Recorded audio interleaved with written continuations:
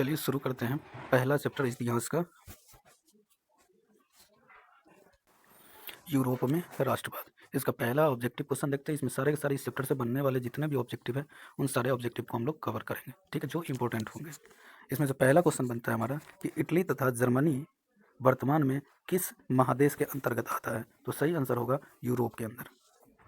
दूसरा क्वेश्चन देखते हैं कि फ्रांस में किस वंश की पुनः स्थापना वियना कांग्रेस के द्वारा की गई थी? तो सही आंसर होगा इसमें बुर्बो वंश का। अगला क्वेश्चन देखते हैं, मेजनी का संबंध किस संगठन से था? तो सही आंसर होगा कार्बोनरी, ठीक है। अगला क्वेश्चन देखते हैं, इटली एवं जर्मनी के एकीकरण के विरुद्ध निम्न में कौन था? तो कौन था? ऑस्ट्रिया। अगला क्वेश्चन देखते हैं, काउंट काबूल को विक्टर इमैनुअल किस पद पर नियुक्त किया था? तो प्रधानमंत्री के पद पर नियुक्त किया था। गैरीबाल्डी पेशे से क्या था? तो पेशे से गैरीबाल्डी एक नाविक था। जर्मन राइन राज्य का निर्माण किसने किया था? तो नेपोलियन बोनापार्ट ने। जलबेरीन कैसी संस्था है? तो जलबेरीन जो है व्यापारियों की संघ है, व्यापारियों की संस्था है। रक्त और लौह की नीति का अवलंबन किसने किया था? तो बिस्मार्क ने। फ्रैंकफर्ट की संधि कब हुई थी? तो सही आंसर होगा 1871 में। यूरोप में राष्ट्रवाद का ऑब्जेक्टिव जो कुछ और महत्वपूर्ण प्रश्न है वो हम लोग देखते हैं, ठीक है। नेपल्स की क्रांति कब हुई थी? तो सही आंसर होगा 1821 में। कब हुई थी? 1821 में। चर्चिस्ट आंदोलन कहाँ हुआ था? तो सही आंसर होगा इंग्लैंड में। अगला क्वेश्चन, यूनान को एक स्वतंत्र राष्ट्र घोषित किया गया था कब? तो 1832 में। कार्बोनरी संगठन किस वर्ष हुआ था? यानी कि कार्बोनरी संगठन का जो है बना कब था? तो कब बना था? तो इसका सही आंसर होगा ऑप्शन सी 1810 में। एड्रियानोपल की संधि कब हुई थी? तो सही आंसर होगा 1829 में। अगला क्वेश्चन देखते हैं कि एड्रियानोपल की संधि किन दो देशों के बीच में हुई थी? तो तुर्की और रूस के बीच में हुई थी। सेडोन का युद्ध किसके बीच लड़ा गया था? तो फ्रांस और प्रसा के बीच में लड़ा गया था सेडोन का युद्ध। पोलैंड के विद्रोह को किसने कुचल दिया था? तो सही आंसर होगा रूस ने। सन 1870 में फ्रांस और प्रसा के बीच युद्ध कहाँ हुआ था? तो सही आंसर होगा सेडोन में।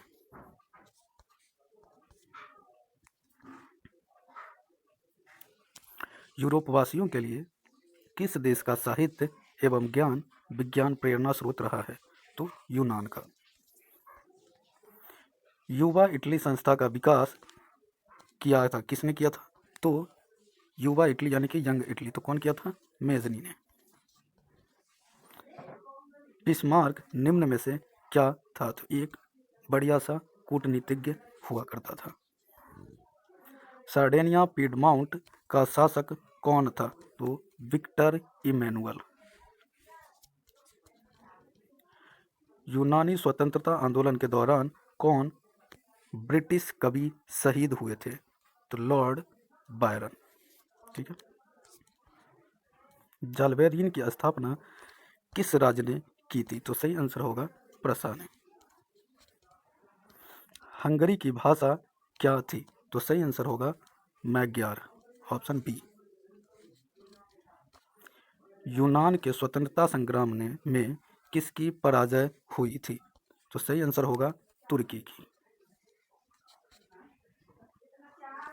मारियन किस देश के राष्ट्रवाद के प्रतीक है? तो सही आंसर होगा फ्रांस के।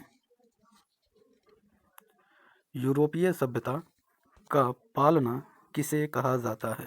तो फ्रांस को ही यूनान को ही कहा जाता है, ठीक है। एक्ट ऑफ यूनियन किस वर्ष पारित हुआ था? तो 1688 में। कब हुआ था? 1688 में, ऑप्शन ए।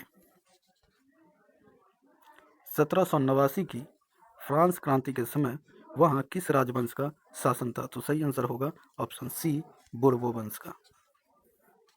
नेपोलियन संहिता किस वर्ष लागू की गई थी? तो सही आंसर होगा 1804 में। ठीक है। जर्मनी के एकीकरण के लिए बिस्मार्क ने कितने युद्ध किए थे? तो सही आंसर होगा 3। वियना कांग्रेस में कौन राष्ट्र सम्मिलित नहीं था? सही आंसर होगा option D, Germany. Vienna Congress में पवित्र संघ की योजना किसने प्रस्तुत की थी? तो सही आंसर होगा रूस ने। यंग इटली के संस्थापक कौन थे? अभी हम लोग देख चुके हैं कौन थे, मेजनी, युवा इटली। ठीक है।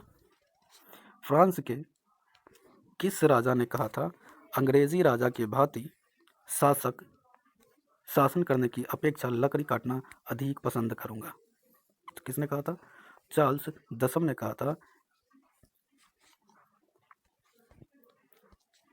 अगला क्वेश्चन देखते हैं, प्रसा का शासक कौन था?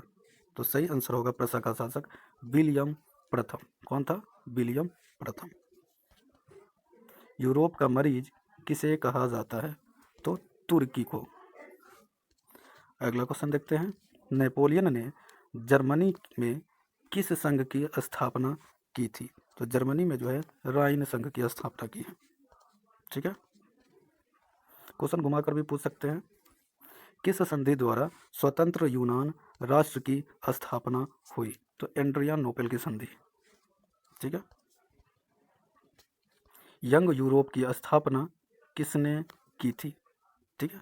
तो किसने की थी? मेजनी ने। नव गुयल्फ आंदोलन कहाँ हुआ था? सही आंसर होगा इटली में। मेटरनिख कौन था? ठीक है। सही आंसर क्या होगा मेटरनिख के बारे में? तो ऑस्ट्रिया का क्या था? चांसलर था। कार्बोनरी क्लब की स्थापना किस वर्ष हुई थी? 1810 में। ये क्वेश्चन देख चुके हैं हम लोग। 1830 की क्रांति के बाद फ्रांस में किस प्रकार का शासन स्थापित हुआ? तो फिर से वही हुआ, निरंकुश राजतंत्र वाला। ठीक है।